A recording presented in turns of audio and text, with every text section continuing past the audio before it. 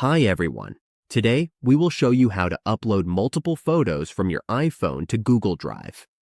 Whether we are backing up memories or sharing photos, we will walk you through the quick and easy steps. Now let's get started. On your iPhone photo album, you can see all your photos. All we need to do is select the photos we want to upload, or we can press the option to select all. Once we have selected our photos, we just need to tap the Share button. After tapping that, we will be taken to the next screen. Now, we will tap the Drive icon. This will open the sharing options. We can choose a sharing option, or we can tap My Drive. We tap My Drive, and then we will see a section where we can create a new folder. We tap this option and choose to create a new folder. We type in the name we want for the folder. Once we are happy with the name, we tap Create.